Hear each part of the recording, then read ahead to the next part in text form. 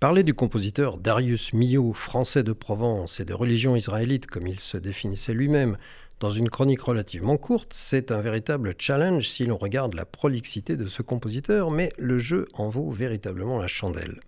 Quand je vous parle de prolixité, voici de quoi il s'agit. 16 opéras, 14 ballets, dont le très connu Bœuf sur le toit.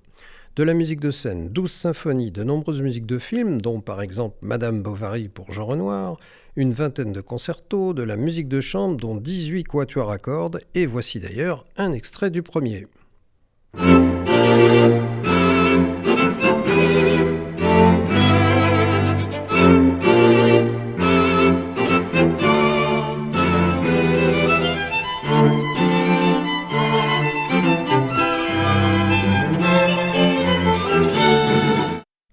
Milhaud n'avait pas de formation solide de pianiste, il était plutôt violoniste, et c'est pourquoi il a peu écrit pour le piano. Dans cette courte production, on note tout de même l'une de ses œuvres les plus connues, Scaramouche, suite pour 2 pianos.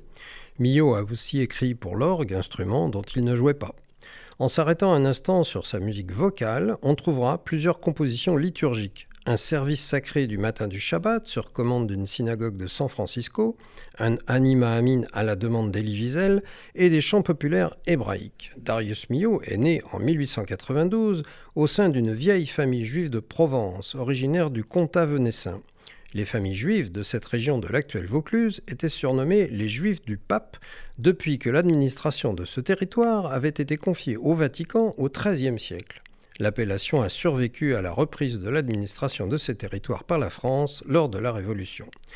Milhaud a toujours beaucoup voyagé, que ce soit volontairement, lorsque, comme secrétaire, il a suivi Paul Claudel, nommé ministre plénipotentiaire au Brésil, ou contraint par la situation internationale lorsqu'il a dû fuir la France en 1940, doublement proscrit, comme il l'a dit lui-même, à la fois comme juif et comme compositeur dont la musique était appelée dégénérée par les nazis.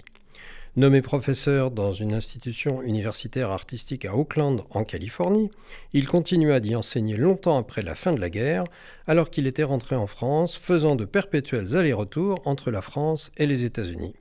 Si cette chronique vous a donné envie d'en savoir davantage sur le compositeur, je vous invite à venir au Centre d'art et de culture de l'espace Rachid-Guy de Rothschild le jeudi 16 décembre à 20h, où une présentation de Darius Milhaud sera suivie d'un concert avec le quatuor à cordes numéro 1, dont nous venons d'entendre un extrait par 4 musiciens et musiciennes d'exception.